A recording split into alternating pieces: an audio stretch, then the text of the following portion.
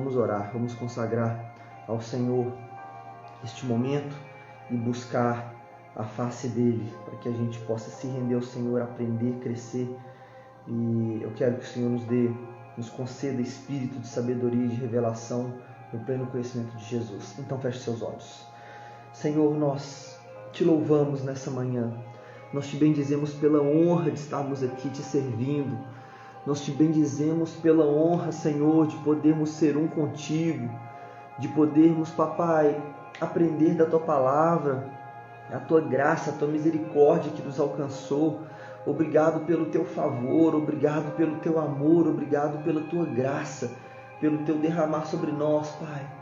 Nós queremos mais de Ti, nós queremos aprender mais do Senhor, queremos conhecer o Senhor, que a Tua face possa resplandecer diante de nós e nós possamos Te adorar por aquilo que o Senhor é, não por aquilo que o Senhor faz. É claro que Te adorar pelos Teus feitos e ser gratos pelo que o Senhor faz na nossa vida, mas muito mais do que isso, que possamos ser adoradores do Senhor em espírito e em verdade, porque Tu és Deus, simplesmente isso. Tu és Senhor e soberano, Criador dos céus, da terra, do universo, de tudo quanto há. O Senhor é o detentor de toda a glória do universo.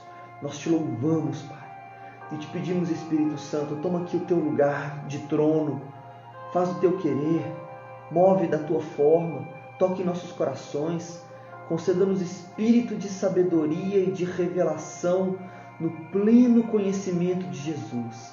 Fala conosco, Senhor, fala em nossos corações, transborda em nós, Pai, o Teu Espírito Santo. Fala poderosamente conosco, que nós possamos aprender de Ti, no espírito de sabedoria e de revelação vindo do Senhor. Em nome de Jesus nós oramos, em nome de Jesus nós invocamos o Teu santo nome, Jesus Cristo. Em nome de Jesus nós suplicamos pelo mover do Espírito Santo, falando em nossos corações aquilo que o Senhor quer, e não o que nós queremos ouvir, não o que nós queremos arrancar, não. Aquilo que o Senhor quer imprimir em nossos corações, Espírito Santo. Fica à vontade e faz o Teu querer em nós. Em nome de Jesus. Amém, amém e amém. Glória a Deus. Bem-vinda, Andréia. Vânia, né, que chegou aqui. Vânia, Deus abençoe sua vida. Seja muito bem-vinda. Vamos continuar aqui, 2 Coríntios. Agora capítulo 4 e capítulo 5, vamos aprender aqui do Senhor. Glória a Deus. 2 Coríntios, capítulo 4, no versículo 1 diz o seguinte: por isso, tendo esse ministério, segundo a misericórdia que nos foi dada, não desanimamos. Primeira coisa, ele disse por isso, é um conectivo. Ele está conectando tudo que foi dito antes com o que ele está começando agora. Por causa disso, tendo esse ministério segundo a misericórdia. Minha tia Liginha, Deus abençoe. Por que ele diz por isso? O que ele está conectando entre uma frase e outra?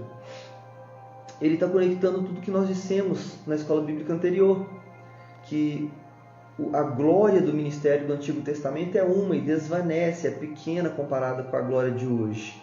Ela desvanecia e desaparecia. Já a glória da nova aliança, ela vai crescendo e se fortalecendo de glória em glória. É uma glória crescente. Deixa eu só ajeitar aqui a câmera. Pronto.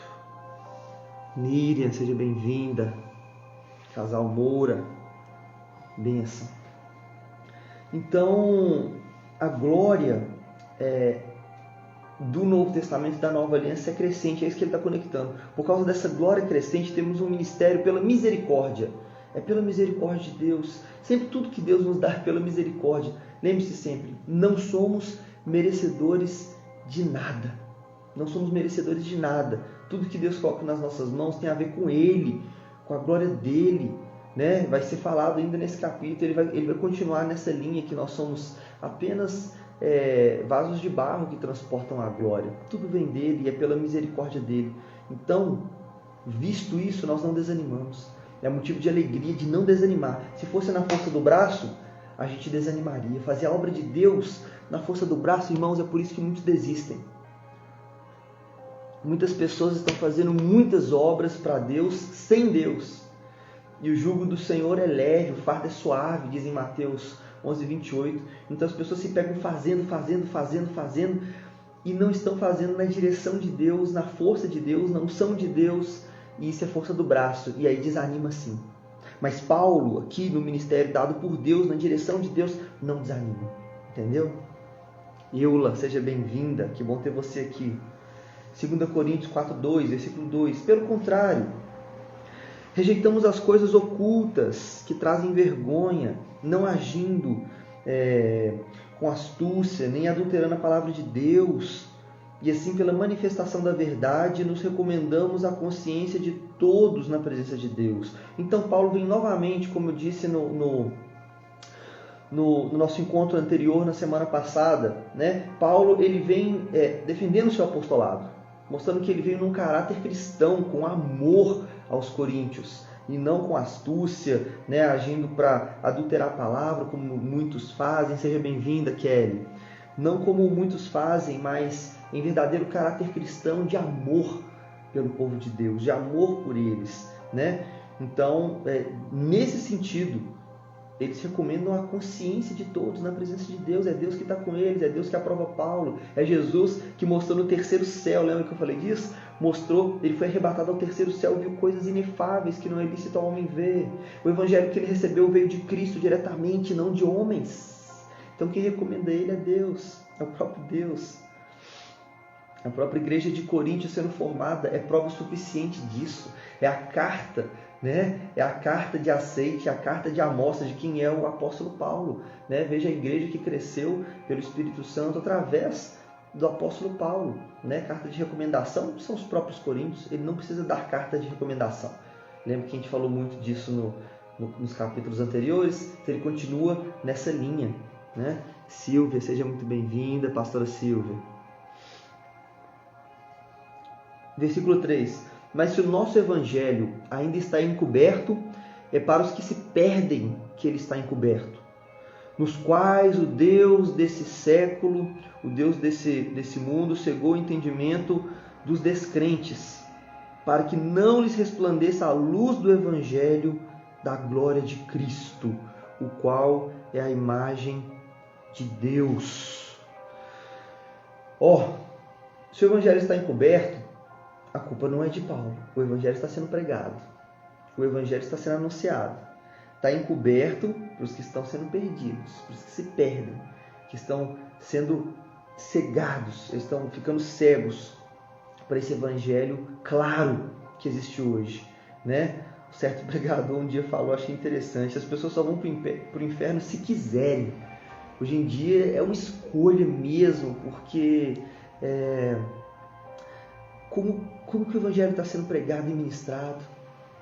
Se não entra no coração, é por dois motivos que corroboram um com o outro. É a dureza do coração do homem e o ministrar do diabo, a cegueira do diabo. O diabo vai ministrar na mente dessas pessoas segundo aquilo que elas já gostam. O homem já gosta do pecado, não é naturalmente voltado para Deus, então o diabo vai nessa linha, né? Começa então pela obstinação do coração do homem. Olha Atos 7:51.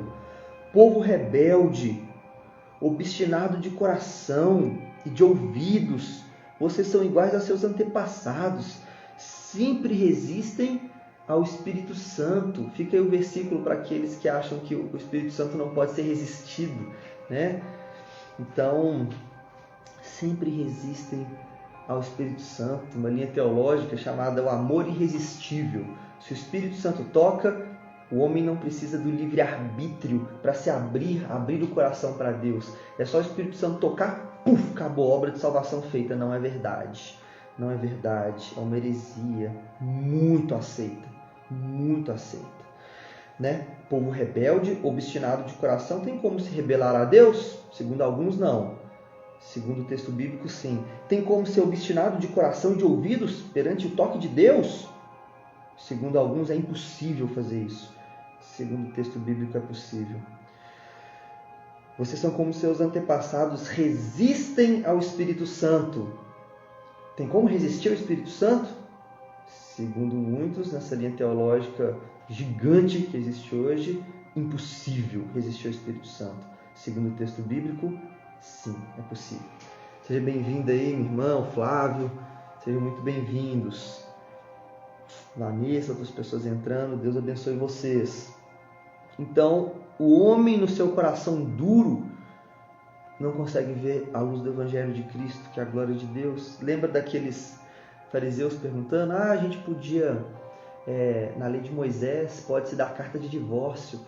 E agora? Como é que é? Jesus fala, é por causa do coração duro de vocês, coração duro, mas no começo não foi assim.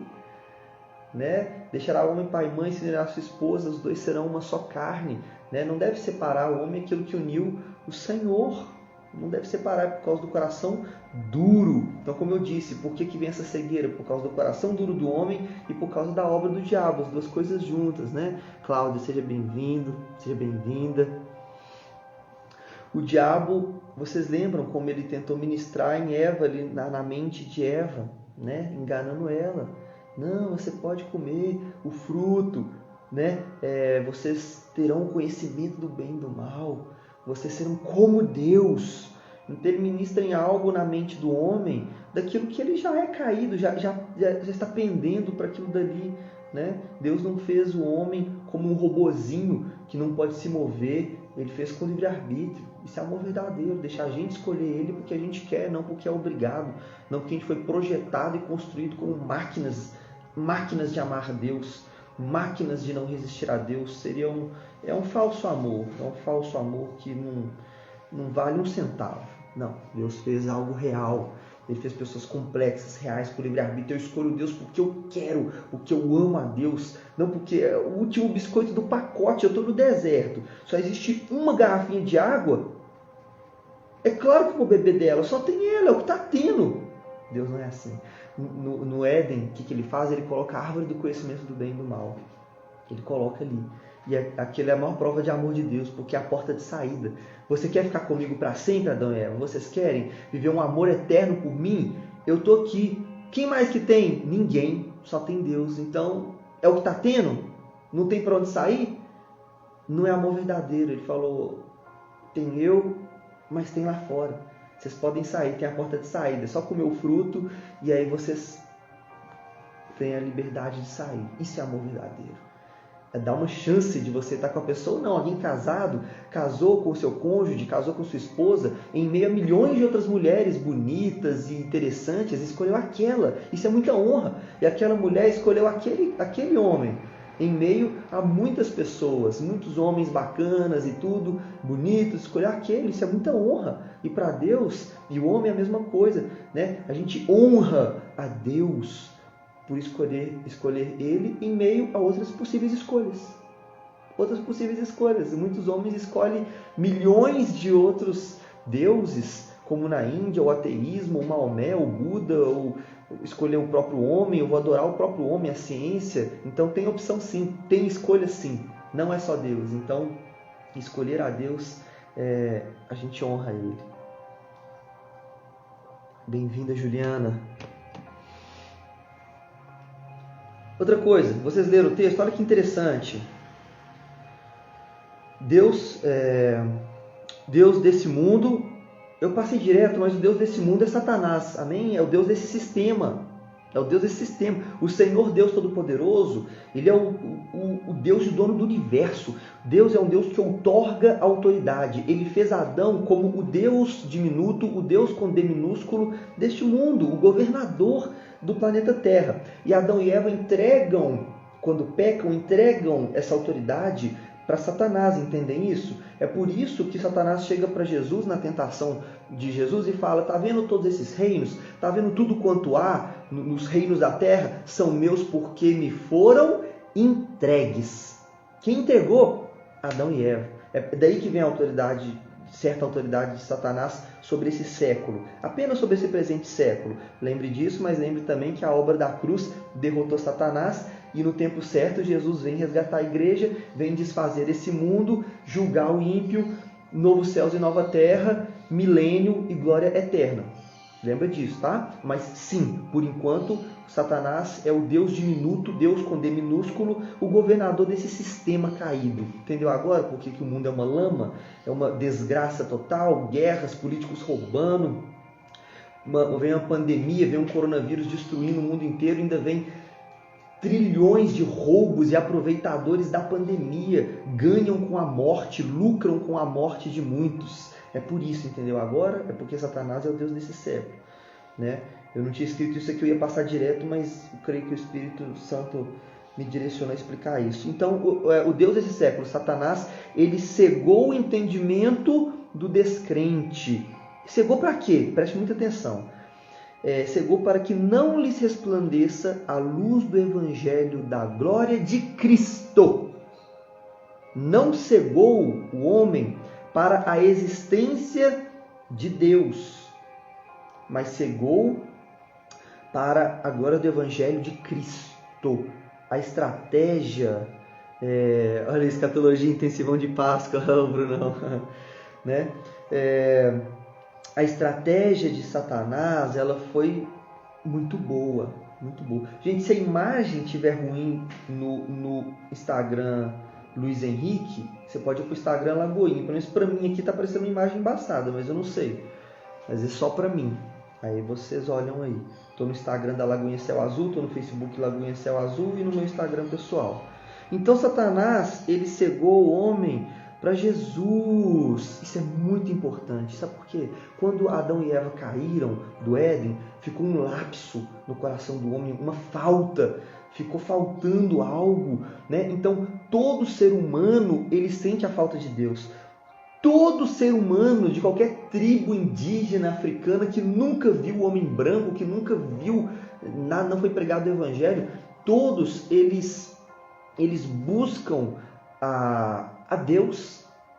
Todos buscam algum tipo de divindade, ainda que seja o Deus árvore, o Deus sol, o Deus vaca, o Deus inseto, o Deus desse copo aqui, ó. Esse copo aqui é o nosso Deus, tribo. Eu descobri que ele é o nosso Deus, vamos fazer aqui um altar, vamos adorar esse copo. Então, não importa, todo ser humano sente essa falta, essa necessidade, porque o homem foi construído para adorar, construído para louvar o seu Criador. Então, é por isso que o diabo não consegue cegar o ser humano a respeito do Deus Criador. Como não consegue, Satanás foi muito perspicaz, teologicamente aqui falando, não vamos dar crédito para ele não, mas ele foi perspicaz em tirar o homem de Deus, mesmo sendo impossível tirar Deus do coração do homem. Como? Tirando a ponte. Tirando a ponte. Só existe um modo desse homem que sabe que Deus existe chegar até Deus. Só tem um modo, um só, Jesus Cristo. Somente essa é a ponte. Somente. João 14,6 diz que Jesus é o caminho, a verdade e a vida. Ninguém vem ao Pai senão através de mim. Ele fala ninguém vem, ele fala ninguém vai a Deus, não. Ele fala ninguém vem porque o Pai já está nele. Ele é um com o Pai, entendeu isso? Então ninguém vem ao Pai senão através de mim. Só. Ninguém. Guarda isso no seu coração. Ninguém. Como muitas religiões e muitas pessoas tentam se achegar ao Pai sem o intermédio de Cristo. Mas ele é o intermediário. 1 Timóteo 2,5 diz, só há um Deus. Raquel, seja bem-vinda, que bom ter você aqui. Só há um Deus, 1 Timóteo 2,5, só há um Deus e um mediador entre Deus e os homens, a saber, Jesus Cristo. Então, quem é o único mediador entre o homem na terra e o Deus no céu? Jesus Cristo. Por isso que ele é o nosso sumo sacerdote. O que a Bíblia inteirinha no Antigo Testamento, que é desse tamanho, ensina sobre sacerdócio. Christian, bem-vindo. Ensina que existe um sacerdote que levava ali as coisas do homem, os anseios do homem para Deus, e de forma profética, o profeta leva as informações de Deus para o homem. Então há uma troca e há uma ponte, sempre houve, nunca parou. Agora não é mais o homem, o véu que separava, o véu no templo de Deus que separava Deus do homem foi rasgado de cima a baixo. Só entrava um homem ali uma vez por ano, o sumo sacerdote, para falar com Deus. O véu foi rasgado. O que significa isso? Acesso direto de Deus com o homem através do novo sumo sacerdote, que é Jesus Cristo. Aí você lê Hebreus, vai falar o tempo inteiro do novo e eterno sumo sacerdote. Luciana, seja bem-vinda. Né? O novo e eterno sumo sacerdote, que é Jesus Cristo. Ele é a ponte, ele é o pontífice, daí que vem essa palavra, pontífice do Papa, vem de ponte. Então, a nossa ponte entre o homem e Deus é Jesus Cristo, não pode haver outra ponte. Por isso que Satanás ele vem e cega a gente a respeito de Cristo. Se você não enxergar Cristo, acabou, não consegue acessar o Deus que você sabe que existe. Todo ser humano sabe que Deus existe, lá no fundo sabe, mas não consegue acessar, porque perdeu o caminho até Ele. Jesus é o caminho, a verdade, a vida. Ninguém vem ao Pai senão através do Filho. Eu citei aqui Papa, Pontífice, mas deixa os irmãos evangélicos saberem algo. A gente tem muita facilidade, como disse Jesus, de ver um cisquinho desse tamanhozinho aqui, ó, no olho do outro. Tem uma trave desse tamanho na nossa frente, né? Fazer o homem ser o seu acesso entre Deus é do evangélico, é de todo mundo. Todos nós estamos nesse grande erro. Quantas pessoas não conseguem buscar a Deus e buscam o pastor de forma errada? O pastor está ali para ajudar, está ali para orar junto, para ensinar, para unir a fé, para servir, para pastorear, para cuidar, etc, etc, etc. Mas não é intermediário entre você e Deus, não. Né? Todo grande homem de Deus verdadeiro, de coração, ele vai falar, ele fala, a minha oração é a mesma que a sua, a minha não vale mais do que a sua, não. Para de vir falar comigo, com outros pastores, tem que parar com isso, não, fala com Deus, porque você está com mais intimidade com Ele, né? Você tem uma vida com Deus, você tem mais intimidade, pede isso para Ele. Ridículo, me fez de pontífice. Eu não sou seu pontífice, eu não sou a ponte entre você e Deus. Pede você, ora você. Eu costumo falar isso, nossa, eu creio que Deus está com saudade de ouvir sua voz. Você tem orado, você tem buscado pouco, Deus está com saudade de ouvir a sua voz. Carol, seja bem-vinda. Deus quer te ouvir, Ele quer falar com você. Eu vou interceder com você porque intercessão é bênção, é bíblico. Vamos orar juntos. Mateus 18:18 diz que tudo aquilo que ligados na terra será ligado no céu. Né? Quando dois ou mais se unem em oração, o Pai que está no céu corresponde. Beleza. União, corpo de Cristo, unidade. Colocar dois corações em um só, em uma petição, em buscar a Deus, show de bola. Agora você chegar e colocar responsabilidade em outra pessoa, você fez dessa pessoa o seu pontífice. Você fez dessa pessoa a ponte humana entre o homem na terra e Deus no céu, não a ponte humana, a ponte eterna, Jesus Cristo, nosso eterno sumo sacerdote. Guarda isso no seu coração. Uma das coisas mais importantes que eu queria falar com você hoje, Hebreus 4:14. Porquanto visto que temos um grande sumo sacerdote que adentrou os céus, Jesus Cristo, o Filho de Deus. Amém? Isso é porque o homem, ele idolatra mesmo. O homem idolatra mesmo. João Calvino fala, o coração do homem é uma fábrica de ídolos. Todos nós, irmãos, todos nós. Lá no fundo, eu já idolatrei também. Lá no fundo, eu já quis que o pastor fizesse por mim, orasse por mim, né? Seja qual for a religião, meu amigo. Vai ser o pastor, vai ser o padre, vai ser o papa, vai ser o líder. Alguém, nós vamos colocar uma idolatria nessa pessoa, entender que ela tem uma vida com Deus, que ela vai acessar o Pai. Então, vamos ter discernimento bíblico e aprender isso a partir de hoje, amém? Então, o único nome que pode ser, que incomoda o inferno é Jesus Cristo. Já reparou? Quando as pessoas falam Deus, ninguém se incomoda. Você chega num círculo e fala, não, Deus abençoe, né? E tal, não sei o que, graças a Deus, isso não incomoda ninguém. Agora fala de Jesus para você ver. Adriana, que bom ter você aqui, seja bem-vinda, né? Então, fala o nome de Jesus para você ver. O nome de Jesus incomoda. As pessoas falam, não fala de Jesus não. Já foi isso? Se a pessoa é de uma outra linha religiosa lá, ela já só não fala de Jesus. Porque Satanás cegou o entendimento do ímpio. Cegou para não enxergar Jesus. As pessoas têm raiva de Jesus. As pessoas que não são de Cristo, não têm um coração moldável, o homem de coração duro. Você pode falar de Deus em qualquer círculo, qualquer um. Pode ser no meio da galera que trafica droga, pode ser pessoas escarnecedoras, bebendo ali, cachaça, o que você quiser, qualquer tipo de religião. Deus, show, Deus. Fala Jesus. Se você citar esse nome, o inferno treme na hora e abala o ímpio. As pessoas incomodam demais. Entendeu por quê? Essa é a obra do diabo. Cegar o entendimento do ímpio a respeito da glória do Evangelho de Cristo. Entendeu? Agora, 2 Coríntios 4,4, essa é a questão. Atos 4,12 diz, né? Em nenhum outro há salvação. Em nenhum outro, guarda isso no seu coração para sempre. Também porque debaixo do céu nenhum outro nome há, dado entre os homens, no qual devamos ser salvos. Nenhum nome, meu irmão, nenhum nome há no qual devamos ser salvos, nenhum, a não ser Jesus Cristo. Lê o contexto, está falando de Jesus, e aí depois fala, apenas Jesus, e em nenhum outro há salvação.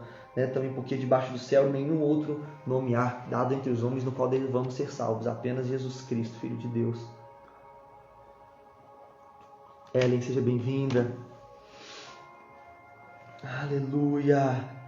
2 Coríntios 4,5. Porque não pregamos a nós mesmos, mas a Jesus Cristo como Senhor, e a nós mesmos como servos de vocês, por causa de Jesus. Servos, veja a humildade de Paulo, veja como ele sempre se coloca em posição humilde, sempre se coloca como servo, escravo, ministro. Hoje tem uma ostentação muito grande por ser pastor, por ser sei lá o que. As pessoas querem alcançar isso a nível de glamour, vaidade, sem dar a glória a quem merece, a Deus, sem se colocar como humilde servo. Você sabe o que é ministro? A palavra ministro, ela foi... o passado dela, a raiz dela, são aquelas pessoas que estavam naqueles barcos antigos que ele era movido pelo remo, e tinha várias pessoas lá no andar de baixo, aquele andar escuro, úmido, puxando o remo, e alguém batendo nas costas deles com um chicote, falando remem, remem, remem, e batendo, e eles puxando, né? Sabe qual que era o nome que dava para eles? Ministros. É daí que vem ministro. É o servo que faz o barco andar. É o servo que faz a nação andar, o país andar, o evangelho andar. Então isso aqui é ministro. A gente precisa de mais humildade, em vez dessa, né, essa geração, de uma forma geral, que busca holofotes, glamour. Eu não vi nenhum holofote na cruz. Eu não vi glamour na cruz. Eu vi dor, frieza. Eu vi a morte de Cristo. E depois também vi a ressurreição, né? Nós vemos a morte, mas nós contemplamos a ressurreição de Cristo, né? Hoje aí, domingo de Páscoa, então vamos falar nisso, né? Ele morreu por nós, porque Ele quis, Ele se deu por nós e ressuscitou o terceiro dia. Glória a Deus por isso. Mas na cruz, naquele momento de morte, não tem glamour. Então Paulo se coloca assim, nesse nível de humildade tão lindo. Porque Deus disse, das trevas resplandece a luz. Ele mesmo resplandeceu em nosso coração para iluminação do conhecimento da glória de Deus na face de Jesus. Ele trouxe aqui uma figura, né? Assim como a luz física resplandece nas trevas, assim também a luz espiritual, a luz chegou aos nossos corações. A luz tira toda treva e nos dá o ensino. A luz da palavra, a luz da Bíblia ilumina nossa mente, tira as trevas, tira o ranço, tira tudo que está errado e nos coloca em alinhamento com Deus. 2 Coríntios 4,7. Temos, porém, esse tesouro em vasos de barro. Lembra que eu já citei? Que ele toda hora volta nisso, na humildade de Paulo, mostrando que a glória é de Deus e não do homem. Em vasos de barro, para que se veja que a excelência do poder provém de Deus e não de nós. Somos apenas vasos. A glória não é do vaso de barro, a glória é do que está dentro, o Espírito Santo que habita dentro de nós, o Espírito Santo, né? Nós temos o Espírito Santo dentro de nós, habitando em nós. Se você já aceitou Jesus como Senhor e Salvador, é claro. Se ainda não recebeu Jesus como Senhor e Salvador, deve, porque a Bíblia diz que quando você recebe Jesus como seu Senhor e único Salvador, você é selado pelo Espírito Santo. Selado, seu nome é escrito no livro da vida, e João 12 diz que você é feito filho de Deus. Então por isso que Paulo fala, temos esse tesouro que é Deus em nós, somos apenas vasos de barro. 1 Coríntios 3,16 vai mostrar isso, né? Não sabeis que sois templo de Deus e que o Espírito Santo de Deus habita dentro de vocês? Versículo 8, 2 Coríntios 4:8. Em tudo somos atribulados, porém não angustiados, ficamos perplexos, porém não desanimados, somos perseguidos, porém não abandonados, somos derrubados, porém não destruídos. Quanto golpe, nossa, quanta tribulação, quanta luta, quanta dificuldade, mas não desanimamos, não ficamos angustiados. Perseguidos sim, abandonados nunca, né? Tribulados, mas não angustiados. Em face ao sofrimentos físicos e emocionais que Paulo passou, e os apóstolos, os discípulos, especialmente Paulo, não desanimam da missão de Cristo, do Evangelho, porque Deus é com eles, né? Se Deus é por nós, quem será contra nós, né? Paulo nunca deixou a fé, mesmo passando por dificuldades tremendas, assim como Jesus passou por lutas tremendas, assim como Jesus disse que nós passaríamos, né? No mundo tereis aflições, mas tem de bom ânimo, eu venci o mundo. É João 8, né? João 16 que fala isso. E outro texto vai falar, muitas são as aflições do justo, muitas são. A gente gosta de falar das promessas de Deus. Olha essa promessa, no mundo tereis aflições. Que promessa? Eu não quero essa promessa não, Deus. Eu só quero as boas. Nós teremos, mas Ele já venceu o mundo. E se nós estamos nele, nós vencemos juntos com Ele. Ágata, quanto tempo, seja bem-vinda. Glória a Deus pela sua vida. Vamos adiante, 2 Coríntios 4:10. Levamos sempre no corpo o morrer de Jesus, para que também a vida dele se manifeste em nosso corpo. Opa, olha isso aqui, presta muita atenção. Levamos sempre no corpo o morrer de Jesus, para a gente se conformar com a morte de Cristo. Está vendo que está na mesma linha? Para que também a vida dele se manifeste em nosso corpo. Então, se a gente morrer junto com Cristo, a gente vai viver junto com Ele. Se a gente passar os sofrimentos junto com Cristo, vai se manifestar a vida em nós também. Porque nós que vivemos, somos sempre entregues à morte por causa de Jesus, para que também a vida de Jesus se manifeste em nossa carne mortal. Paulo está comparando primeiramente o sofrimento dele com o sofrimento de Jesus. Olha, Jesus sofreu. Olha, a gente também. Olha, isso é natural. Olha, é assim mesmo, porque quando a gente se conforma com a dor dele, com a morte dele, com a cruz dele, a gente se conforma também com a vida e com a glória. Presta muita atenção nisso, irmãos. A nossa geração quer viver os benefícios do Evangelho. Tem benefícios? É claro. Vida eterna. Andar com Cristo para sempre, ser protegido, ser filho, ser abençoado, etc. Mil. Show. Temos benefícios gigantes por estarmos em Cristo, por sermos cristãos, por sermos filhos de Deus. E as pessoas querem isso, muitas vezes buscam o Senhor para buscar a sua bênção, a sua vitória. Né? Eu sempre falo isso, né? Aprendi isso com o Luiz Hermínio. Saia da fila da bênção, vá para a fila do propósito. O propósito que Deus tem na sua vida é muito maior do que uma bênção material ou simplesmente bênção por bênção na sua vida. Mas essa geração às vezes não entende que a gente tem que passar pelos sofrimentos de Cristo e morrer para nós mesmos para viver as bênçãos que há em Cristo. Não é simplesmente se colocar como filho de Deus e viver o melhor de Deus e colher a vida e vida em abundância com Deus e as bênçãos. Não é isso não. Isso são os louvores dessa geração evangélica. Não é Bíblia, não é Escritura, não é o Evangelho verdadeiro. Tiracemos, seja muito bem-vinda. Né? Não é o Evangelho verdadeiro querer só as bênçãos e não querer as lutas, como disse aqui em 2 Coríntios 4:10, né? Levamos sempre no corpo o morrer de Jesus, para que também a vida dele se manifeste em nós.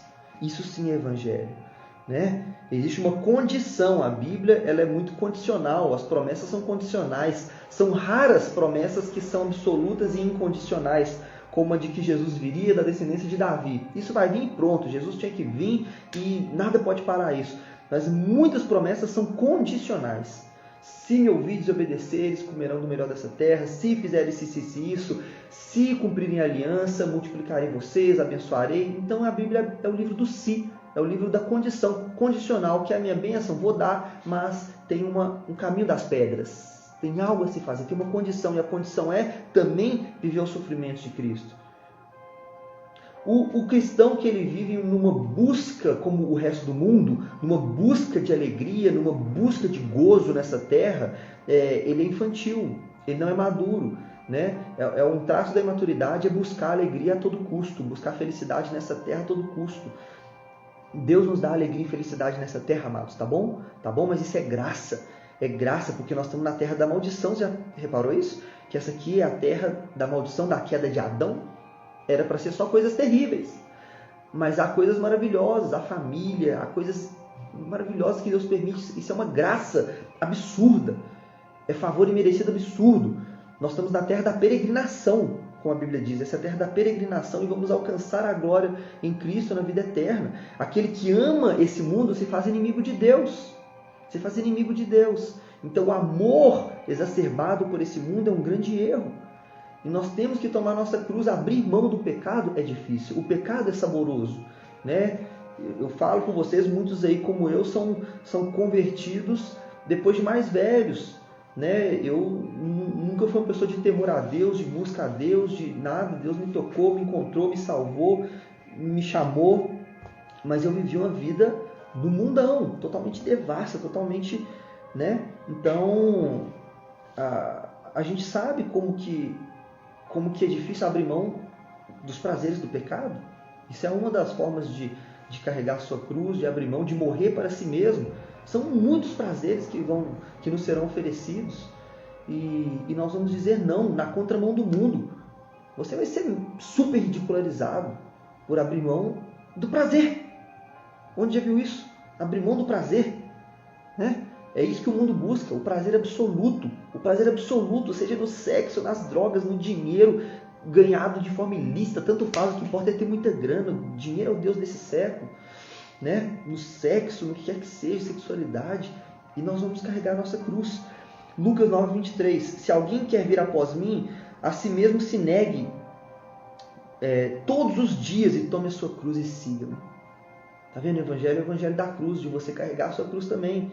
Né? Voltando ao texto, você quer as bênçãos de Deus, a vida de Deus, você tem que se conformar com a morte de Deus primeiro. Olha o texto que eu mais gosto, Romanos 8:17. Se somos filhos, somos também herdeiros. Olha, que lindo! Herdeiros de Deus e co-herdeiros com Cristo. Um dos textos mais lindos da Bíblia. Olha a continuação. Se com ele sofrermos, olha a condicional, pegou. Somos filhos, somos herdeiros. Herdeiros de Deus e co-herdeiros em Cristo, se com ele sofremos, para que também com ele sejamos glorificados. Irmão Gleison, que honra ter você aqui, Deus te abençoe. Né? Então, olha que interessante.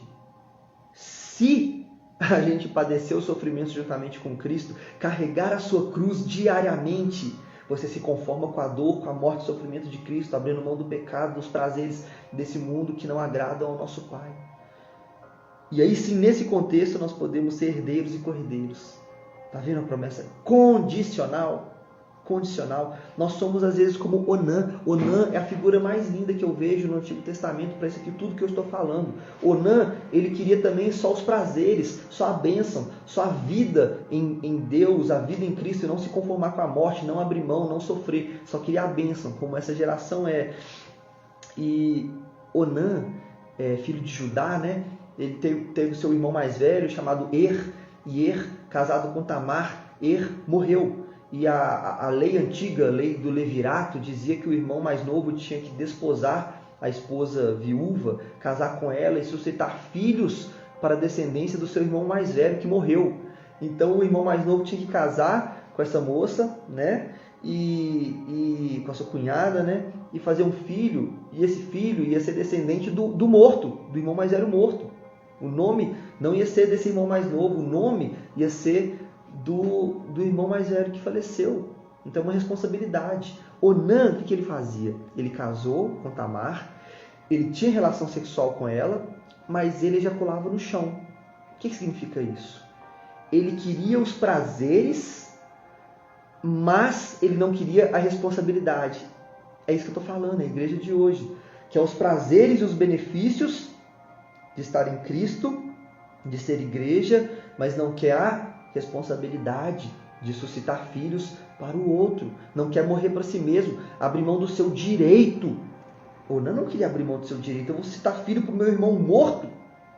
Eu quero o meu próprio filho, se eu não vou ter, nem ele vai. Então, Deus matou Onan. A consequência foi essa, Deus matou Onan. Então, muitas vezes, vemos pessoas morrendo. Pessoas com potencial. Cansei de ver jovens com grande potencial morrerem, porque não foram humildes em Deus, entregando suas vidas na cruz, entregando suas vidas para o Evangelho, para Jesus, para Deus usar as suas vidas para a glória dele mesmo, mas foram sempre buscando algo para si. Eu vou servir a Deus, mas eu quero algo em troca. Eu quero glória, eu quero poder, eu quero fama, eu quero... Mesmo que seja lá no fundo, ninguém admite isso. Ninguém. Mas lá no fundo queria um reconhecimento, aplauso, queria benefício, queria bênçãos financeiras de Deus em troca.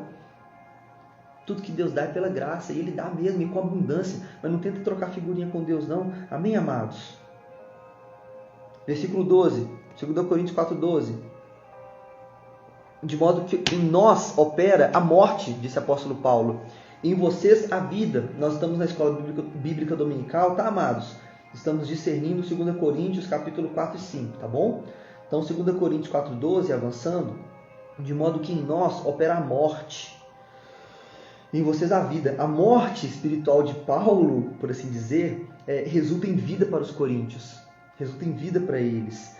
Né? Olha que legal, João 12:24. Em verdade vos asseguro que se o grão de trigo não cair em terra e não morrer, permanecerá ele só. Mas se morrer, produzirá fruto. A semente que cai e morre, ela produz fruto, ela produz bênção para outros. Então, a morte espiritual de Paulo produz vida para os coríntios. É sempre assim, mas tem um problema. Às vezes o cristão ele quer viver da morte do outro. Ele não quer, como nós estamos dizendo aqui, está vendo que é uma linha de raciocínio linda que Paulo coloca? Não quer morrer para si mesmo, não quer carregar sua própria cruz, não quer passar os sofrimentos juntamente com Cristo, para aí sim herdar a glória juntamente com Cristo. Não quer a condicional, né? Então, muitas vezes o cristão quer viver do fruto da morte do outro. Quer viver só do fruto da morte de Jesus, que morreu por nós, do fruto da morte de Paulo, que se deu, se entregou, morreu, né? Ele se crucificou a si mesmo, fez de tudo, morreu para si mesmo para servir os coríntios. Querem viver comendo desse fruto da morte de Paulo, querem viver comendo do fruto da morte do pastor, né? Por assim dizer, eu preparei esse só um exemplo pequeno, preparei esse material e eu gastei horas e horas estudando, preparando, né? Então, aí você está se alimentando do fruto da minha morte, por assim dizer. Morri para mim mesmo, podia estar fazendo várias coisas, podia estar saindo com a minha família, podia estar fazendo N coisas para mim, para o meu prazer, para o meu deleite, mas eu fiz aqui e eu busco no Senhor, assim como eu te incentivo a buscar sempre a sua intenção no fundo do seu coração. Qual que é a minha intenção de estar fazendo isso? Qual que é a minha intenção verdadeira, lá no fundo, né? É para a glória de Deus? É para servir o Senhor?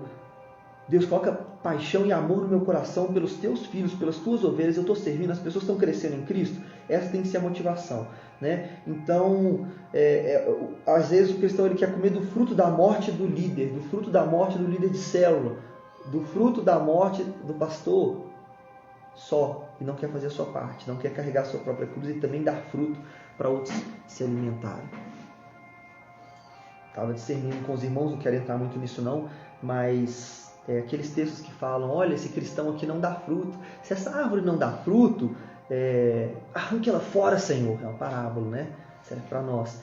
Não arranque ela não, joga adubo, dá mais tempo para ela, para ver se dá fruto, e se der fruto, vai dar tudo certo. Se não der fruto mesmo, arranque ela fora, né? Tem outros textos, né, que mostram isso, aquele que não faz a vontade de Deus. E Ale, meu amor, tudo bem? Seja bem-vinda.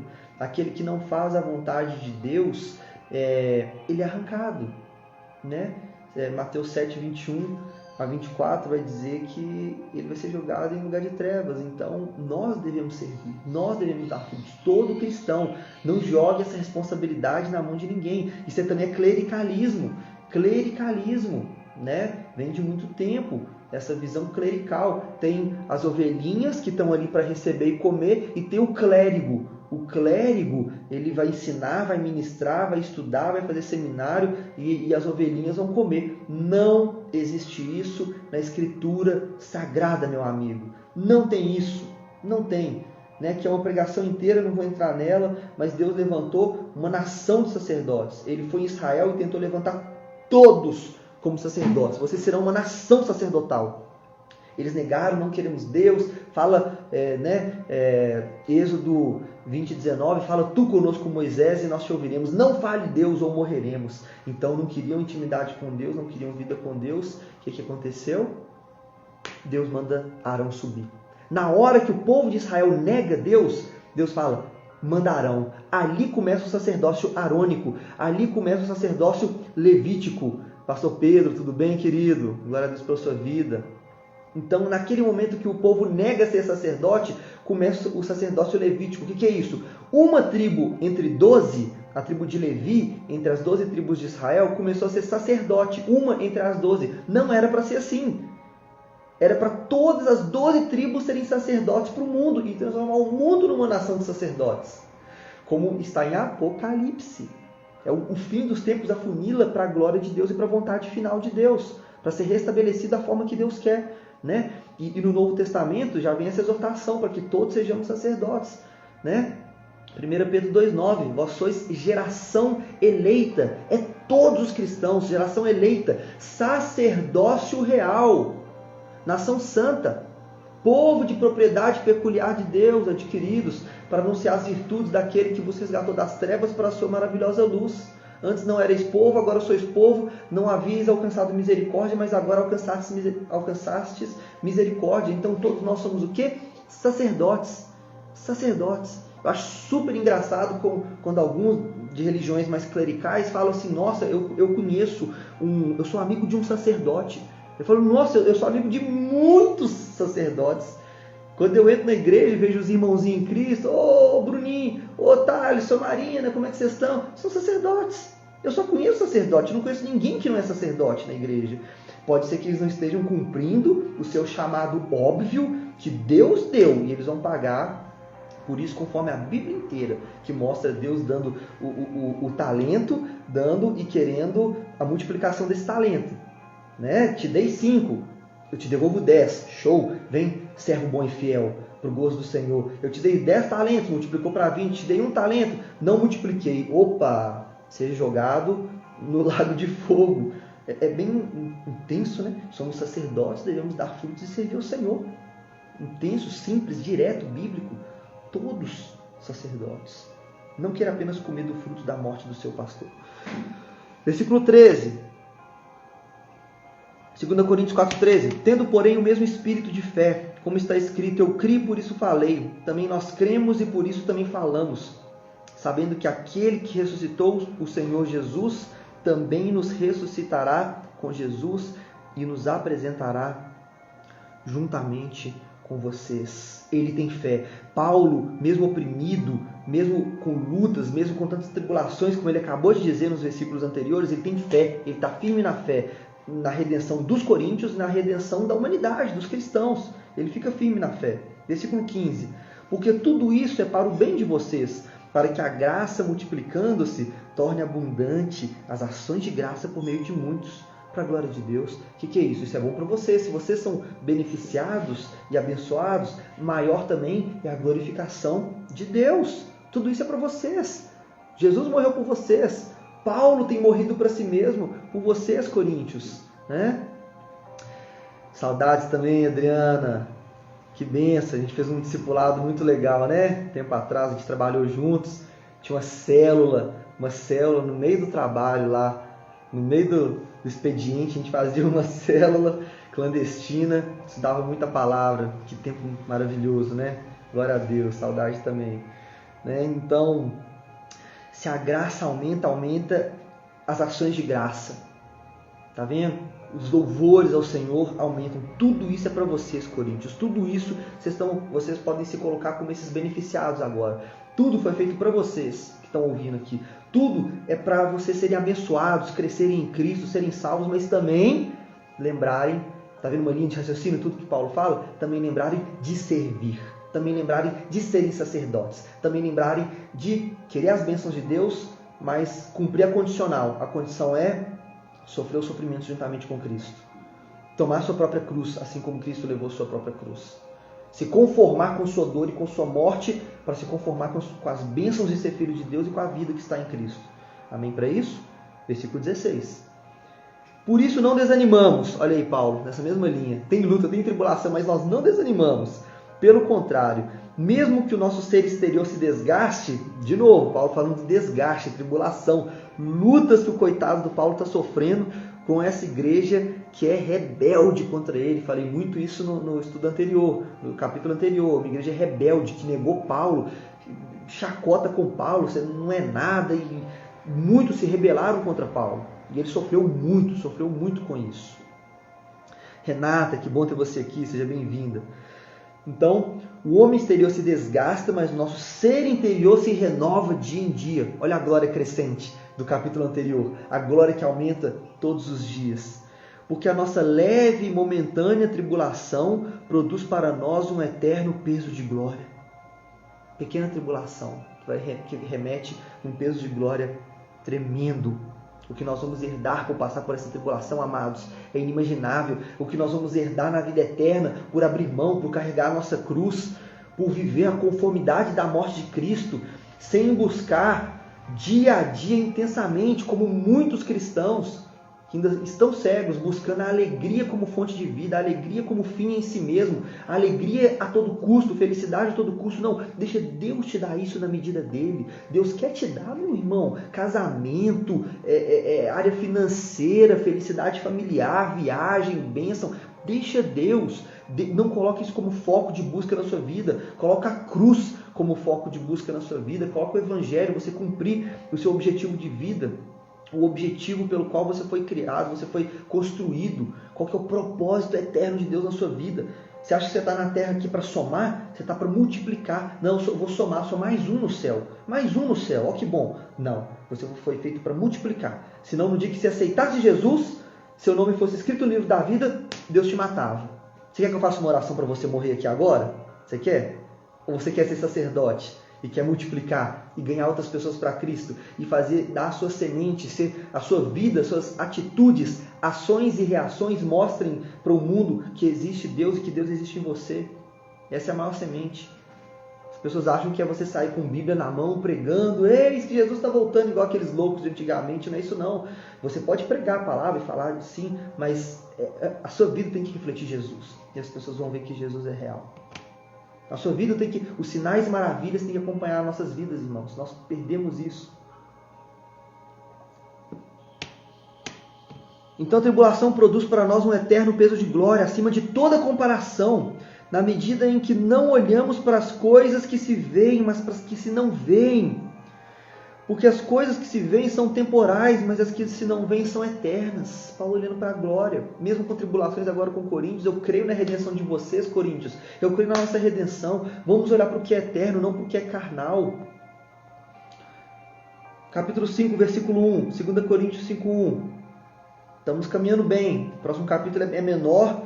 Nós vamos finalizar a tempo, se assim Deus permitir, pela misericórdia.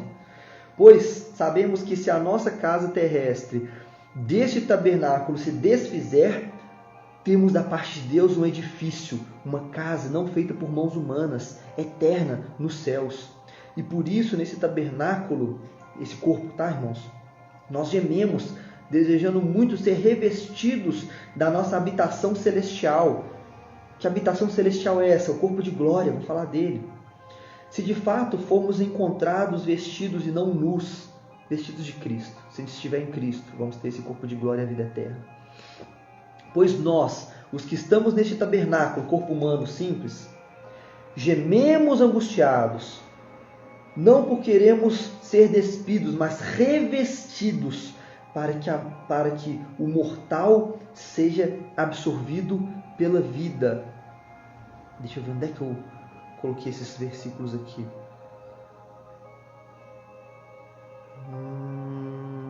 Aqui, ó, 1 Coríntios 15, 51. Está aqui o corpo de glória. Nós vamos ser revestidos pelo corpo de glória, né? Quando Jesus vier ceifar a terra, vier nos arrebatar, nós não vamos ter mais esse corpo mortal, mas um que é incorruptível, que não é pendente ao pecado, que não quer mais o pecado. Então Paulo fala, de mim, né, desse infortúnio desse corpo, ele fala em outra parte de Coríntios, né, que sofrimento, eu quero fazer o mal, o meu corpo quer o mal, o meu espírito quer o bem, eu não faço o que eu quero, aquilo que não quero, isso eu faço. É um sofrimento muito grande que ele passa, é um sofrimento de Paulo muito grande por estar em um corpo corruptível, mas querer a Deus, e nós vamos ter um corpo incorruptível. Essa é a questão de carregar a sua cruz e ter esperança na vida eterna, em que teremos um corpo incorruptível. Não vamos mais querer o pecado, é um corpo que não vai ser pendente ao pecado. Sandra, que bênção! Nossa, quantas pessoas da igreja que eu congregava antes entraram aqui hoje nessa live. Glória a Deus pela vida de vocês, né? Até assim, e vários amigos antigamente, vários jovens antigamente, adultos da outra igreja. Que coisa mais abençoada. Glória a Deus pela vida de vocês. Então Paulo nos ensina que nós vamos ser revestidos por um corpo de glória. Tenha essa esperança, meu irmão. Não esquece disso não. Não esquece disso não. Nós vamos ser revestidos. Vale a pena. Vale a pena. Olha aí, Deus te abençoe. Né? Vale a pena a gente abrir mão. Vale a pena essa esperança na glória que virá, na glória vindoura. Vale a pena carregar a sua cruz. Eu gosto de brincar com os jovens. Jovem, vale a pena abrir mão de bebida, de festa. A primeira festa que nós vamos ter no céu, ela tem 7 anos. 7 anos, e nós vamos beber muito vinho. Aí quando eu falo isso, dá um susto na galera. Que isso? Esse é seu objetivo, Luiz? Não é, só estou comentando que abra mão do vinho que é torpe, que é um vinho que embriaga aqui, né? Como diz a palavra, não embriagueis no vinho, em que há dissolução, mas enchei-vos do Espírito Santo. Efésios 5,18. Esse vinho aqui ele nos torna corruptíveis. O vinho de lá é perfeito, vem da alegria do próprio Espírito Santo.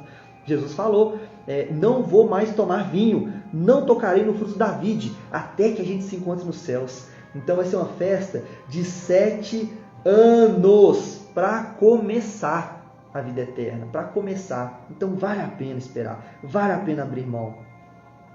1 Coríntios 15:51, olha só. Eis que vou lhes revelar um mistério. Nem todos dormiremos, mas todos seremos transformados num momento. No abrir e fechar de olhos, ao ressoar da última trombeta, a trombeta soará, os mortos ressuscitarão incorruptíveis e nós seremos transformados. Porque é necessário que este corpo corruptível se revista da incorruptibilidade e que o corpo mortal se revista da imortalidade. Eu peguei só uma parte do texto, mas 1 Coríntios 15 vai explicar o que é o corpo de glória, como que é a aparência. Alguns me perguntam, Paulo vai discernindo e vai explicando. É muito lindo. Então nós teremos o corpo de glória e seremos semelhantes a Cristo. Tem algum outro texto aqui? Filipenses 3:20, o Senhor Jesus Cristo, o qual transformará nosso corpo de humilhação, olha aí, para ser igual ao corpo de sua glória, semelhantes a Cristo, entendeu? Agora, segundo a eficácia do seu poder, e aí nós seremos um com Deus. Olha que lindo. Deixa eu só trocar aqui o meu... Acabou aqui o meu sonzinho de fundo. Ele tem limite, eu só tenho direito a um pouquinho de som de fundo. Eu tenho que pôr de novo.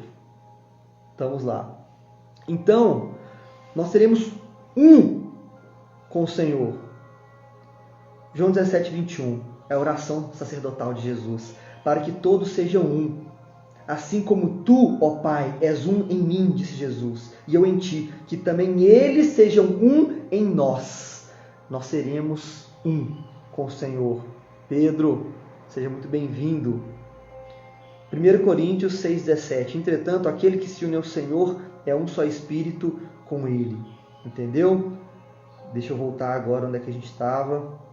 No tabernáculo. É isso. Nós teremos esse tabernáculo. Nós seremos um com Cristo no corpo de glória. Vale a pena.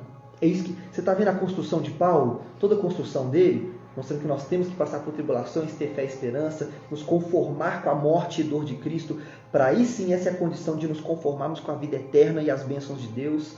não só querendo as bênçãos, mas também assumindo as responsabilidades. E isso tudo vale a pena porque nós teremos um corpo de glória, vale a pena porque teremos uma habitação celestial, vale a pena porque agora sofremos, gememos, mas nós teremos um gozo completo. Continuando, 2 Coríntios 5:5. Ora, foi o próprio Deus que nos preparou para isso, dando-nos o penhor do Espírito. Isso é interessante. Por isso temos sempre confiança e sabemos que, enquanto no corpo estamos ausentes no Senhor, por enquanto nós não estamos nesse corpo de glória, por enquanto estamos ausentes ao Senhor, nós não somos um com Deus, como eu li os textos agora aqui, que nós seremos um só com Cristo, um com Deus. Amados, nós vamos ter um casamento. Esses 7 anos de festa é o casamento entre a igreja, que é a noiva, e Cristo, que é o noivo. O que acontece quando se casam? Um homem e uma mulher. Eu já cansei de falar isso. Casamento, homem e mulher, a relação sexual é uma metáfora entre a união Cristo e igreja. É uma metáfora, por isso que tem que ter santidade na área sexual. E esse mundo pervertido não tem, mas deveria ter, né? Gênesis 2:24, deixará o homem pai e mãe, se unirá a sua esposa, a sua mulher, e eles se tornarão uma só carne. Em Coríntios, Paulo cita esse versículo, deixará o homem pai e mãe, se unirá a sua mulher, se tornarão uma só carne, e ele fala assim, mas esse mistério eu me refiro à união Cristo-Igreja, ou seja, esse unir homem e mulher se tornar uma só carne, ele usou como metáfora perfeita para dizer Cristo-Igreja, ou seja, nós teremos uma só carne, nós teremos um só, no caso, um só espírito, como eu li os textos, né? Quem se une a Deus é um só espírito com Ele. Seremos um só com Jesus e com Deus, porque vamos nos casar com Jesus. Somos noiva apenas, não somos esposa, somos noiva e vamos nos casar. As bodas do Cordeiro, o casamento de Jesus, como eu vou discernir mais em Apocalipse, no curso que eu estou ministrando. Então, seremos um com Ele, estamos ausentes apenas agora, mas Deus nos deu o penhor do Espírito. O que é o penhor, meus amados? É uma garantia, Paulo está falando, nessa mesma linha de raciocínio, vale a pena esperar, nós temos uma garantia que nós seremos salvos, o penhor do Espírito Santo, o penhor do Espírito, o Espírito Santo que habita dentro de nós é o penhor. O que é um penhor nessa época aqui? A pessoa, ela ia fazer uma transação, e para comprovar que ela ia fechar aquele contrato, fechar aquele negócio, ou pagar o preço que ela deve e não tem o dinheiro ali, por exemplo, ela deixa um penhor, um objeto muito valioso, né? E aí depois ela vai voltar para pegar de volta esse objeto valioso e terminar a transação financeira, né? Terminar o contrato. Lembra de Judá? Judá foi assim, ele encontrou Tamar, né? Não sabia que era Tamar, achou que era uma prostituta, e deixou o seu cajado e o seu bordão selo da tribo de Judá, deixou com ela, coisas importantíssimas. O cajado do homem, especialmente naquela época, representa tudo, né, para ele, e o seu bordão da sua própria tribo de Judá, deixou com ela. Não era para pagar, era para ele voltar depois e pagar, acho que 2 carneiros, alguma coisa que eles combinaram como custo daquele pecado. Né? Então isso é penhor, ele deixou como penhor, ele iria voltar e a transação estaria finalizada, iria pagar o preço. Então Deus, ele deixou o Espírito Santo como comprovação, como penhor, de que ele vai fazer essa transação de resgatar a gente, os cristãos. E qual que é o preço mesmo? É o sangue de Jesus, como dizem em Apocalipse, né? Não sei se é versículo 5, mas diz em Apocalipse que ele comprou com preço de sangue, com preço de sangue do Cordeiro, povos de toda tribo, língua e nação, e serão sacerdotes eternamente. Esse também era o texto que eu estava tentando lembrar e não estava lembrando. Nós seremos sacerdotes eternamente. Qual que é o grande objetivo de Deus? Fazer uma nação inteirinha de sacerdotes, uma humanidade inteirinha de sacerdotes. Somos todos sacerdotes, mas esse é o assunto que eu falei ali atrás. E agora o que importa aqui para a gente é que temos um penhor, uma garantia, que é o Espírito Santo. Rose, seja bem-vinda. Ricardo também, seja bem-vindo. Simone, Deus abençoe sua vida, seja bem-vindo. Versículo 6. Por isso temos sempre confiança. Tá vendo? Tá vendo? Temos confiança porque sabemos que temos o penhor, a garantia de Deus. Temos confiança e sabemos que, enquanto no corpo estamos ausentes do Senhor, já li esse já, porque andamos por fé e não pelo que vemos. Sim, temos tal confiança e preferimos deixar o corpo e habitar com o Senhor. Não, tinha lido anterior, tá? Que fala quase a mesma coisa. Temos sempre confiança. Tá. Porque andamos por fé e não por vista, algumas traduções falam. Não pelo que vemos. Sim, temos tal confiança e preferimos deixar o corpo e habitar com o Senhor. Ainda não estamos no estado de corpo de glória com o Senhor, mas estaremos, é o que queremos. Temos a garantia, o selo do Espírito e todos os textos bíblicos, todas as palavras de que nós teremos esse corpo de glória.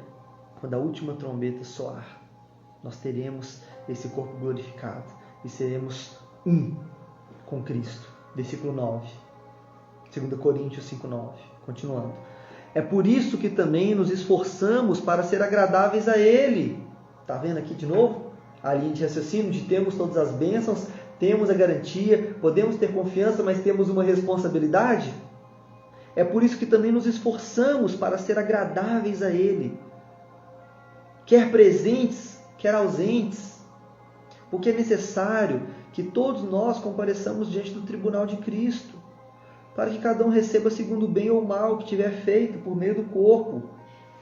Então aqui traz de novo a ideia de responsabilidade e traz a ideia também que essa responsabilidade, esse cumprimento, ele terá um julgamento. Mas eu abro um parêntese muito importante aqui. O julgamento do cristão, esse aqui,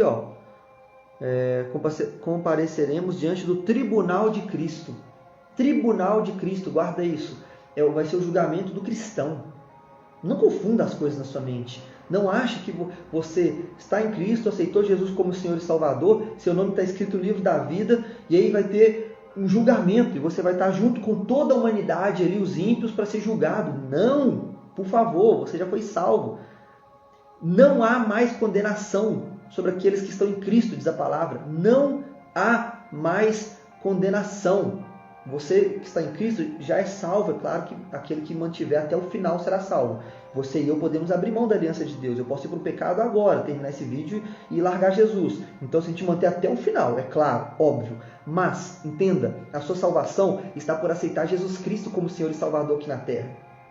Não vai ter um juízo no céu quando tocar a última trombeta para você. O tribunal de Cristo, ele serve para galardão, para ver os seus frutos, aquilo que foi dado com intenção para Deus, que foi dado, que você fez com má intenção, apenas para a sua própria vanglória, né? Fez a obra para ser o pastorzão, para ser o super espiritual. Então tem muito disso no coração do homem. A intenção do coração do homem é podre. A gente tem que sondar nossa intenção pelo que a gente faz para Deus.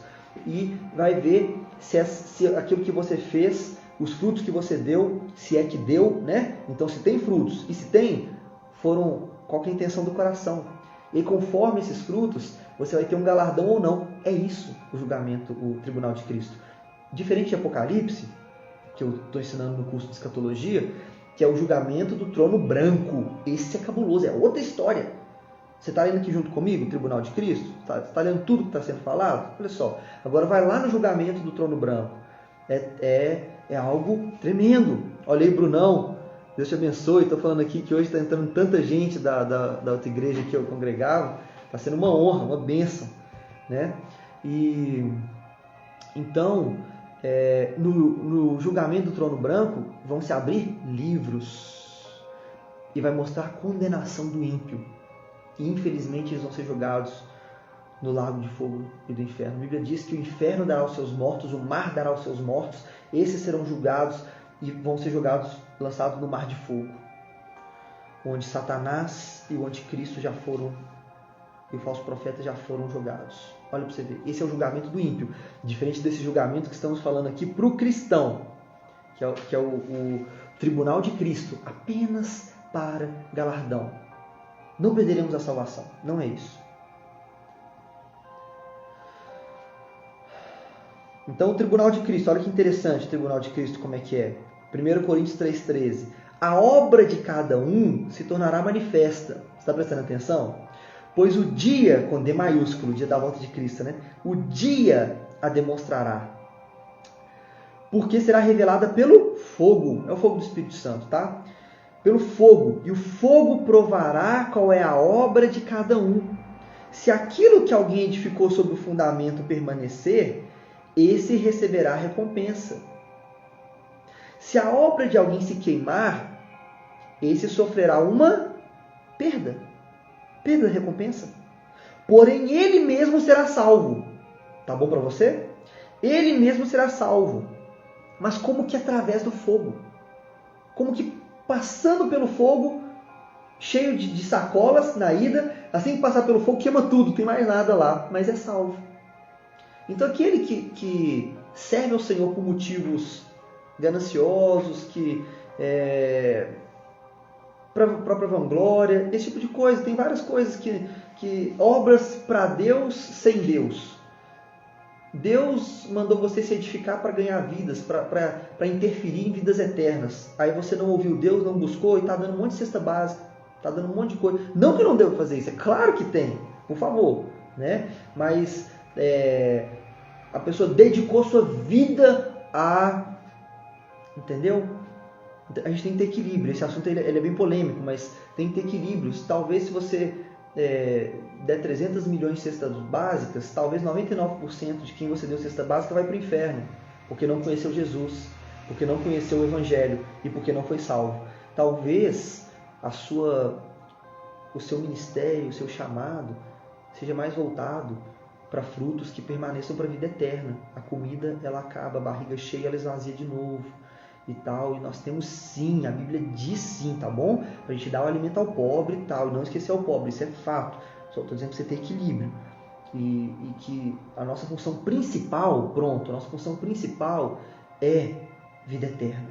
É frutos que dão para a vida eterna, é interferir na eternidade das pessoas, é povoar o céu, tá bom? Não é povoar a terra, é povoar o céu, tá? E aí povoando o céu, aí você pode dar 300 trilhões de cestas básicas, mas não sai do propósito de povoar o céu, de anunciar o Evangelho, anunciar. Qual que é o grande pedido de Cristo? Assim que Ele morre e ressuscita e vai ao céu, Ele deixa a grande e única ordem: ide em todo mundo, pregai o Evangelho. Ide em todo mundo e fazei discípulos, ensinando-os a guardar todas as coisas que tem ordenado, batizando-os em nome do Pai, do Filho e do Espírito Santo. Qual foi o pedido? Foi dar milhões de cestas básicas, sabonetes e coisa? Não, foi pregar o Evangelho. Fazendo isso, dá todas as cestas básicas do mundo. Tá?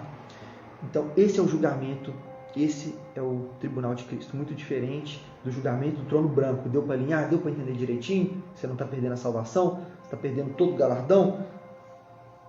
Então, você não vai perder o galardão mais. Você vai buscar o Senhor, você vai buscar no coração dele qual é o seu propósito, qual é o seu chamado, qual é o querer dele para você. Você não terminar fazendo um bolo de chocolate, mas Deus gosta de baunilha. Então, para a gente fazer exatamente o que Deus quer na sua vida em específico.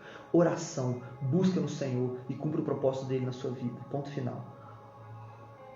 2 Coríntios 5,11, estamos terminando. Se Deus quiser, dentro do tempo. E assim, conhecendo o temor do Senhor, procuramos persuadir as pessoas, mas somos plenamente conhecidos por Deus. De novo, o Paulo naquela linha de mostrar o seu apostolado. Eles são conhecidos por Deus, porque os coríntios, muitos deles negaram muito Paulo. Não é apóstolo, não é a palavra de Deus, não tem direção de Deus e tal. E ele fala que somos plenamente conhecidos por Deus. Espero que também sejamos reconhecidos na consciência de vocês, coríntios. Será que vocês entendem? Paulo falou que o tempo todo, nas cartas nos capítulos anteriores de 2 Coríntios, eu venho por amor de vocês, eu vim para servi-los, eu morro para vocês viverem. Será que vocês não reconhecem? Não queremos novamente nos recomendar a vocês, como alguns acusaram eles, tá? Tem que trazer carta de recomendação para a gente? Não. Nossa recomendação é Deus. Não queremos novamente nos recomendar a vocês, pelo contrário. Olha que lindo isso aqui que ele fala. Estamos dando uma oportunidade para vocês se orgulharem por nossa causa. Uau! Para que tenham o que responder aos que se gloriam na aparência e não no coração. Quem tem que ficar orgulhoso é vocês, coríntios. É uma honra para os coríntios ter o apóstolo Pedro, ter Apolo, ter, porque Cefas, que é Pedro, Apolo, Timóteo, outros cuidaram dos coríntios, Paulo. Então é uma honra para eles. E foi com tanta sutileza que Paulo falou aqui, jogou uma pimentinha aqui, né? Não queremos novamente nos recomendar a vocês, para que a gente, tipo assim, para que Paulo seja aceito. Me aceite, eu sou o pequeno Paulo, o pequeno Pedrinho, né? Apóstolos de Jesus, nos aceitem, por favor. Deixa a gente ganhar alguma coisa através de vocês. Eles não queriam ganhar nada. O tempo todo Paulo vem com esse discurso, a gente veio para morrer e não para ganhar. Não para lucrar como alguns, está aqui no texto também, em 2 Coríntios. A gente não veio por ganância, para ganhar algo financeiro. Ele fala também em Coríntios, a gente tinha direito de receber de vocês financeiramente. É um direito divino, mas a gente negou e não fomos peso para vocês. A gente trabalhou e a gente recebeu de outras igrejas que têm um coração em Cristo, em abençoar as missões, mas vocês não. E ninguém vai tirar essa ostentação de mim. Eu não recebi dinheiro de vocês e não quero receber. E aí? Glória a Deus, Renato, ótimos comentários. Então Paulo nessa linha é muito tremendo. No final ele fala, né, não queremos nos recomendar, pelo contrário, dando uma oportunidade para vocês se orgulharem por nossa causa. É um orgulho. Imagina, você é de qual igreja? Sou uma igreja ali, fica perto da Lagoa da Pampulha. Legal. Qual que é o seu pastor? Apóstolo Paulo. Show de bola, né? Ele deveria se orgulhar de ter o apóstolo Paulo, o apóstolo Pedro, Apolo, grandes homens de Deus de sua época, e ficam nessa de negar, né?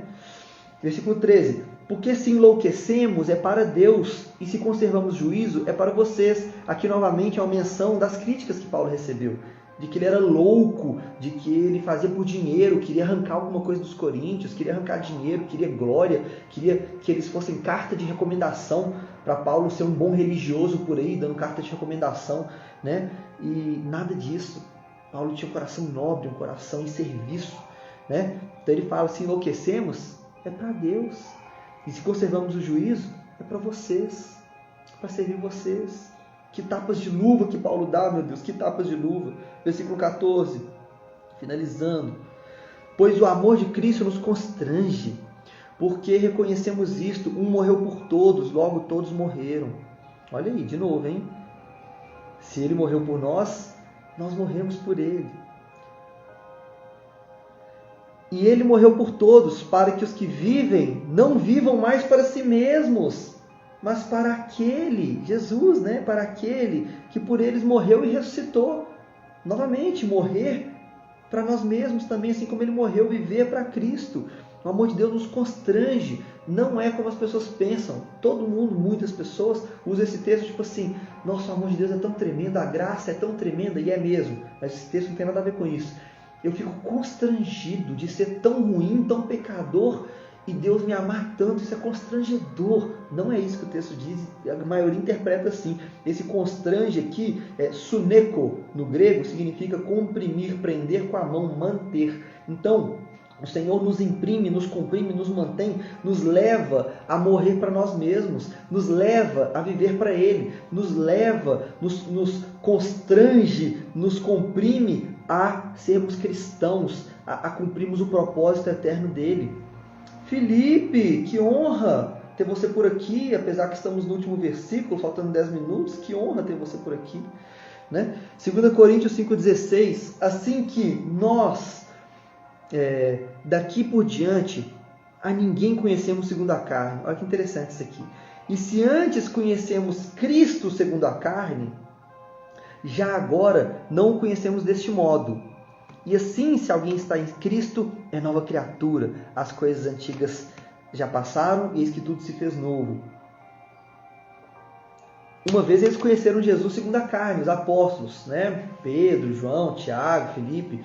E se conheceram Jesus segundo a carne, você vê que eles não foram transformados, eles continuavam aqueles caras sem caráter, broncos, eram péssimos cristãos, totalmente carnais, né? Quando você lê ali os evangelhos. Mas depois eles se tornam grandes homens de Deus, maduros, assim, pessoas assim, muito cheias do Espírito Santo de Deus e com grandes ensinos maduros para passar para a igreja e para o mundo. Por quê? Porque antes eles conheciam Jesus segundo a carne, agora conhecem segundo o Espírito. Qual que é a diferença? Jesus falou, ele disse, é bom que eu vá, é bom que eu parta, que eu morra e vá, porque se eu for, vai vir outro Consolador, e os guiará em todas as coisas. Outro ali no original grego significa da mesma essência com ele, é o Espírito Santo. O que é isso? Deus fora do nosso corpo tem um efeito. A gente vê, contempla, fala uau, e muda nosso entendimento do que é o universo. Agora Deus dentro da gente muda nosso caráter, muda nosso ser, muda nosso espírito, nos transforma completamente. É isso que aconteceu aqui. Não conhecemos mais segundo a carne. Conhecemos Cristo segundo a carne, mas agora pelo Espírito. E aí ele finaliza com isso. E assim, se alguém está em Cristo, é nova criatura. Se alguém está em Cristo, Espírito, é nova criatura. As coisas antigas já se passaram e eis que se fizeram novas, porque há transformação. Existe transformação quando o Espírito Santo está em nós. Interessante esse texto, Romanos 8:9, olha que legal. E se alguém não tem o Espírito de Cristo, esse tal não é dele. Olha, a gente ouve muito o Espírito de Deus, né? O Espírito Santo de Deus. Mas é a mesma coisa, porque a Trindade é uma. Deus Pai, Deus Filho, Deus Espírito é um só. Então esse texto eu acho tremendo. O Espírito de Cristo. O Espírito de Cristo. Conhecemos Jesus segundo a carne, agora conhecemos o Espírito de Cristo, que é o Espírito Santo. É o Consolador.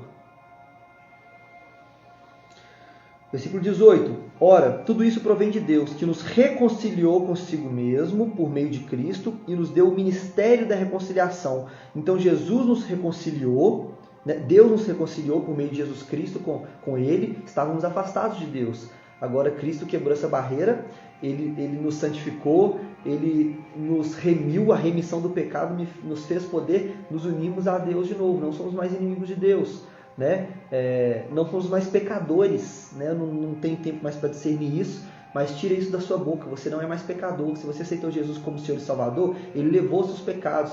Pecador é o ímpio que vive no pecado e não conhece Deus. Eu e você, a gente peca sim, a gente erra, é claro, mas não somos profissionais do pecado. Não vivemos para o pecado, vivemos para Deus e para corrigir essas falhas corriqueiras. E não viver com prazer no pecado, em busca do pecado, saboreando o pecado como estilo de vida de pecado, como busca frenética pelo pecado. Esse é o pecador, não você e eu. Pecadores não vão entrar no céu, tá? Então pare de falar, eu sou pecador, e ao mesmo tempo, eu vou para o céu. Não tem como, o pecador não vai para o céu, tá? Não vai. Então, nos reconciliou com Ele. E também nos deu o ministério de reconciliação. Viu de novo a mesma linha de raciocínio? Você foi reconciliado, você tem a bênção, a vida com Cristo, mas tem que carregar a sua cruz também. Também tem uma obra, também tem uma responsabilidade de ser reconciliador, de fazer reconciliação de homens, das pessoas na terra com Deus, levar o Evangelho de Cristo. É claro que é o Espírito Santo que vai tocar a pessoa e levar ela ao entendimento de Deus, mas Deus usa humanos, cristãos como eu e você, para anunciar essa palavra. E aí o Espírito Santo faz toda a obra. Cristo nos deu o ministério de reconciliação, a saber que Deus estava em Cristo reconciliando consigo o mundo, não levando em conta os pecados dos seres humanos. Está ouvindo? Que não está levando em conta os pecados, está perdoando tudo. Você não é pecador, irmão. Você não é pecador, não. A não ser que esteja vivendo no pecado e com o pé na igreja. Tem gente assim, está dentro da igreja, mas vive no pecadão. E a gente vai amar essas pessoas e cuidar delas e ajudar a juntar os caquinhos depois. Né? É uma escolha. Não levando em conta os pecados dos seres humanos e nos confiando a palavra da reconciliação. Você e eu somos reconciliadores, irmãos. Versículo 20. Portanto, somos embaixadores em nome de Cristo, como se Deus exortasse por meio de nós. Em nome de Cristo, pois, pedimos que vocês se reconciliem com Deus. Somos embaixadores. Embaixador é aquele que está em outro país, em outra nação, fazendo valer a vontade, né? Fazendo valer o objetivo de zelar pelos interesses do seu reino, fazendo a vontade do seu reino. Então nós somos seres celestiais, nós somos habitantes do céu.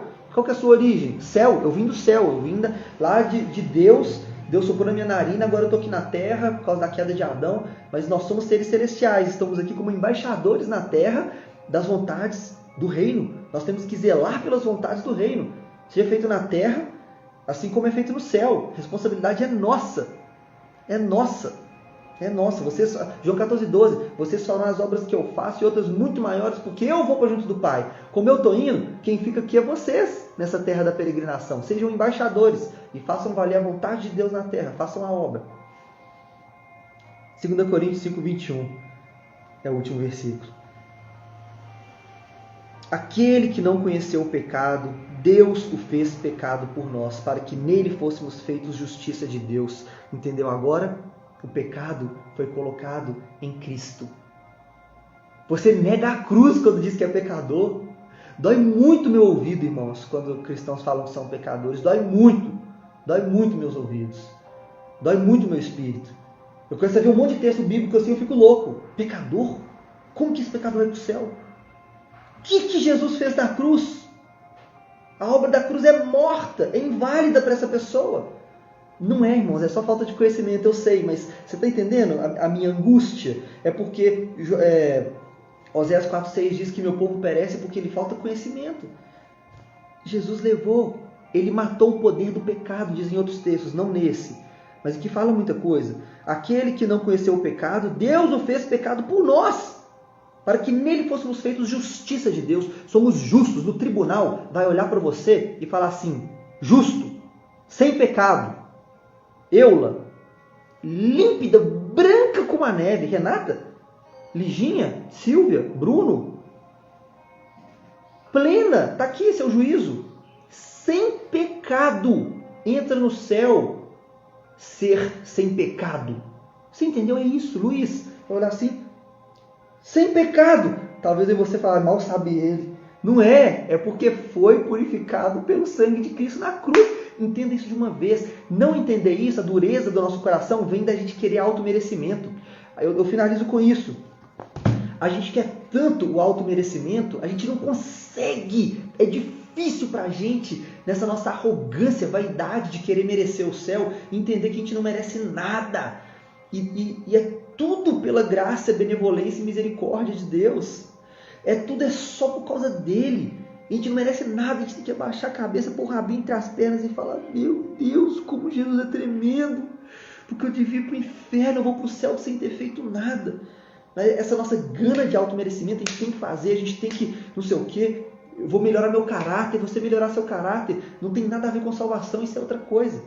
Sei lá, Efésios 2,8, pela graça sois salvos por meio da fé, isso não vem de vós, é dom de Deus, não por meio de obras, para que ninguém se glorie. O versículo seguinte vai falar sobre obras.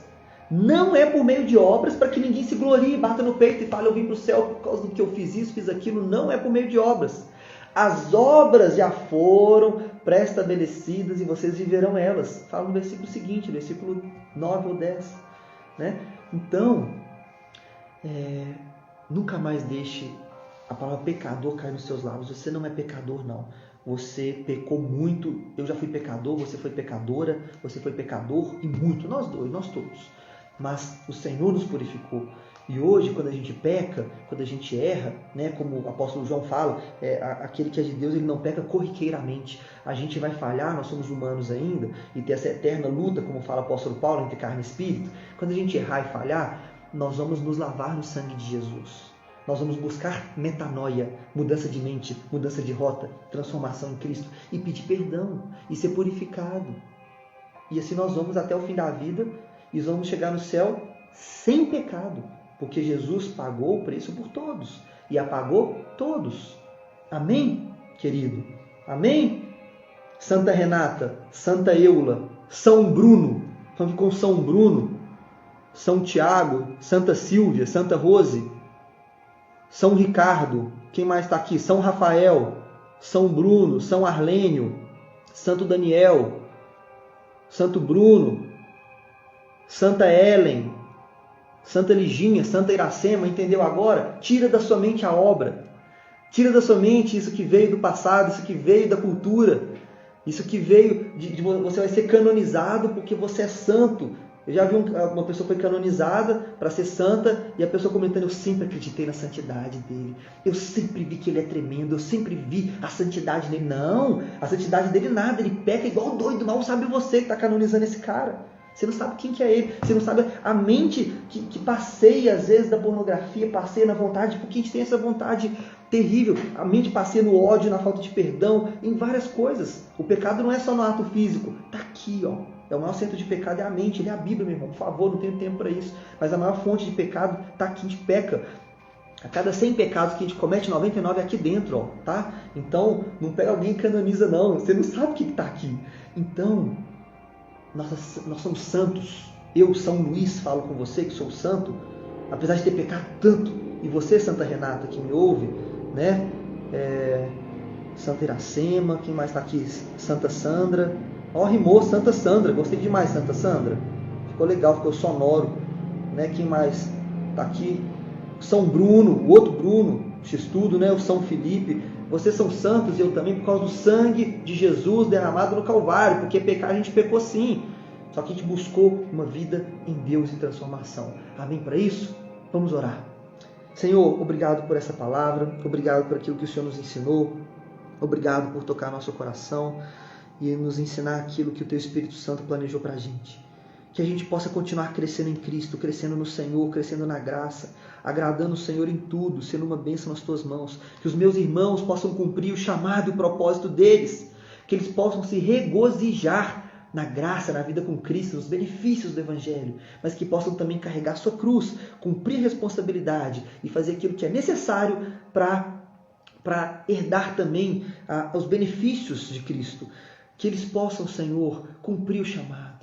Que eles possam, Senhor, viver para o Senhor. Que eles possam, Papai, viver eternamente com o coração em Deus. E que seja tirado do coração deles a condenação que o diabo coloca todos os dias.